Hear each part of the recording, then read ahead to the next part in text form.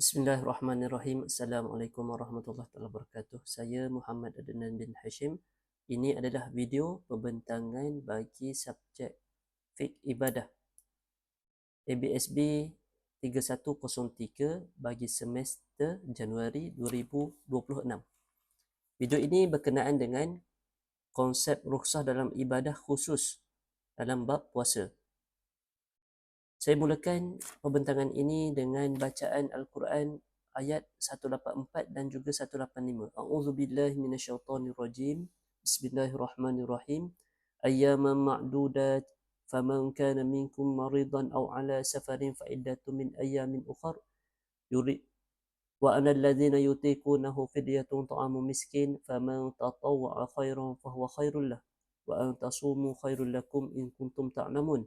شهر رمضان الذي أنزل فيه القرآن هدى للناس وبينات من الهدى والفرقان فمن شهد منكم الشهر فليصم ومن كان مريضا أو على سفر فعدة من أيام أخر يريد الله بكم اليسر ولا يريد بكم العسر ولتكملوا العدة ولتكبروا الله على ما هداكم ولعلكم تشكرون.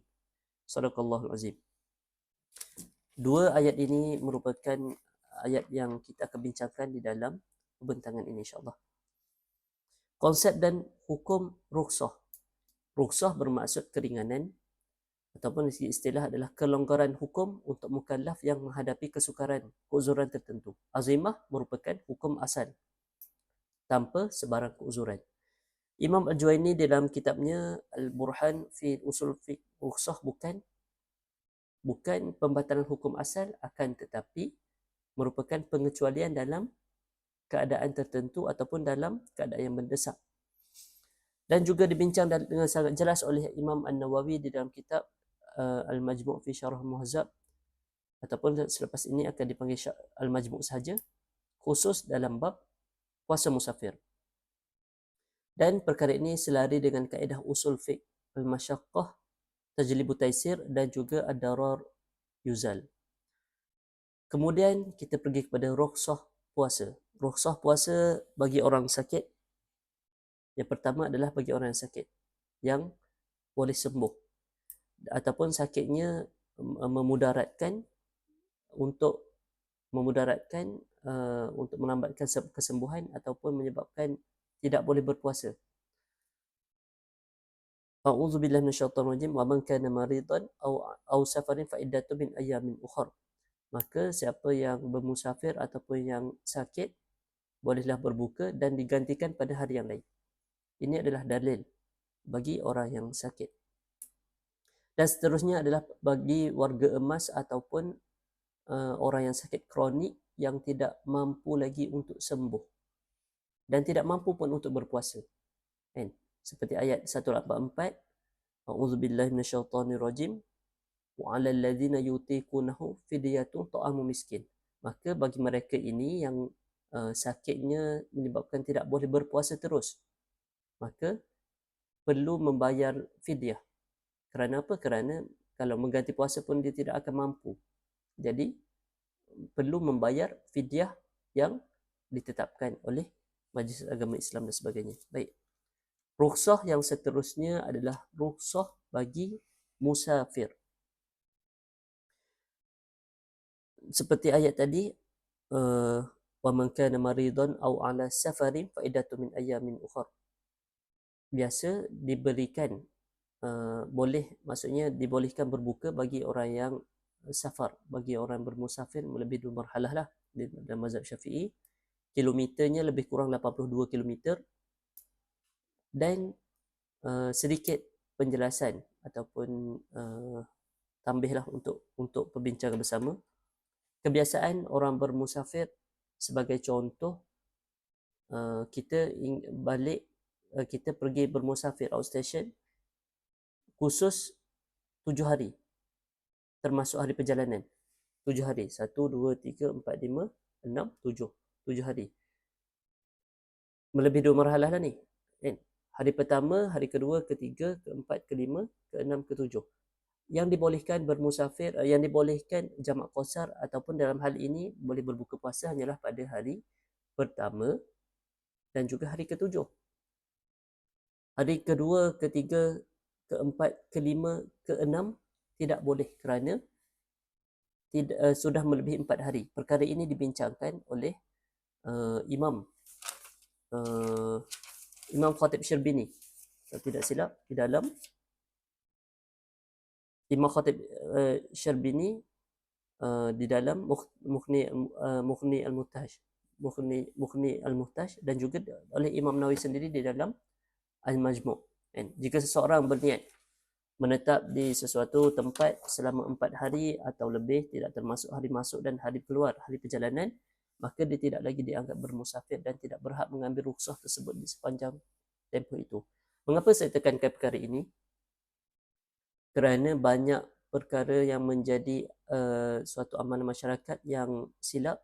Apa dia? Contoh dia balik.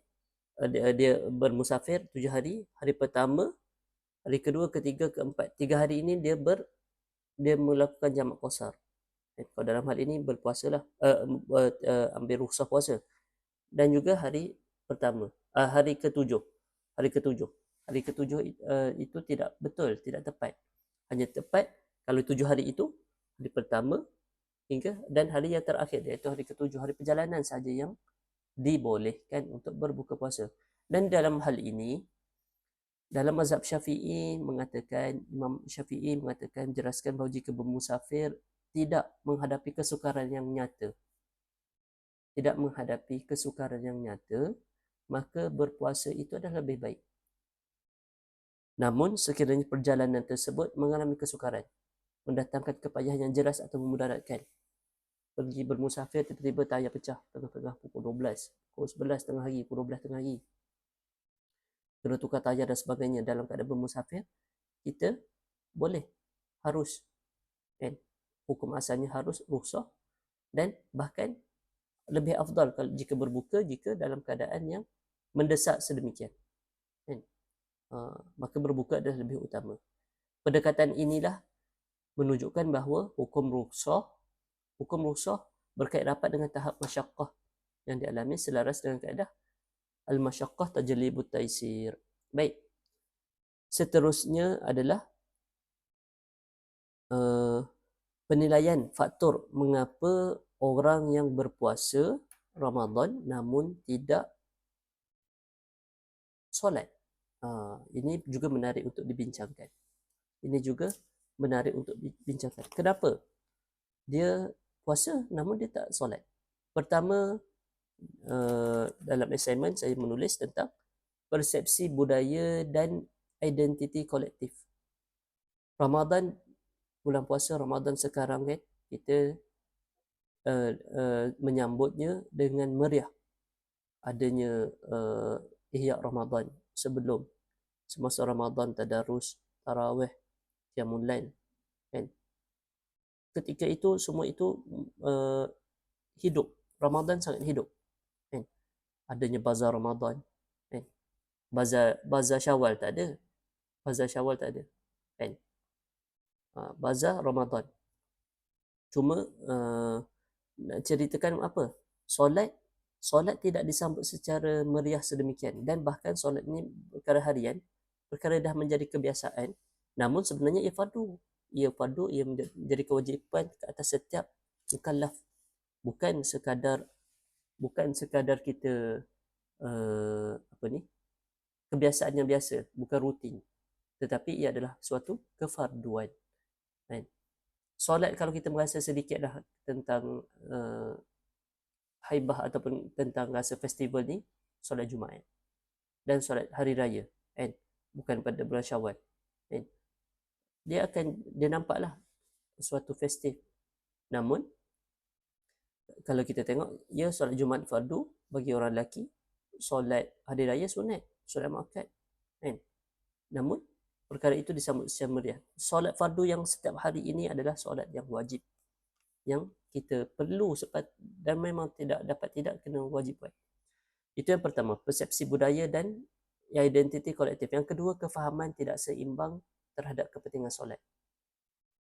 Dalam hadis mengatakan solat merupakan tiang agama. Jika tidak silap saya, diriwayatkan oleh Imam Tirmizi dan oleh Imam Muslim, yang membezakan dalam masuk hadis juga, Yang membezakan orang Muslim dan orang kafir adalah solat. Kan? Imam Syafi'i mengatakan, kalau orang yang meninggalkan solat kerana malas, kan, dosa dia sangat besar. Kalau ulama lain bahkan ada sampai jatuh kufur, ada, kan? Ada pendapat-pendapat yang sangat tegas dalam bab ini. Namun Imam Syafi'i kufur, dari Imam Syafi'i bukan kufur, maksudnya dosa yang sangat besar, kerana solat adalah sesuatu yang sangat asas bagi seorang setiap Muslim. Baik, seterusnya yang ketiga adalah aspek spiritual dan pembinaan disiplin. Kerana apa? Puasa melibatkan setahun sekali lah, sebulan. Solat sekali setiap hari. Pembinaan disiplin aspek kerohanian, kalau kerohanian lemah, spiritual lemah, maka tidak dapat untuk melakukan setiap hari. Jadi solusinya apa? Pendekatan perlulah seimbang. Teguran saja tanpa pembinaan kefahaman ilmu tak berpanjangan. Maka pembinaan ilmu itu penting. Pembinaan disiplin solat sejak kecil itu penting. Fenomena puasa tapi tak solat mencerminkan ketidakseimbangan dalam kefahaman dan penghayatan ibadah. Kesimpulannya, ibadah solat fardu, solat, puasa, zakat, haji, Islam tidak memisahkan. Islam tidak memisahkan antara rukun yang satu dengan satu yang lain. Bahkan, ia bukan sekadar tuntutan, namun ia adalah suatu hubungan kita dengan Allah Subhanahu Wa Taala, merupakan manifestasi kehambaan sepenuhnya kepada Allah Subhanahu Wa Taala. Sekian sahaja daripada saya. Terima kasih. Assalamualaikum warahmatullahi wabarakatuh.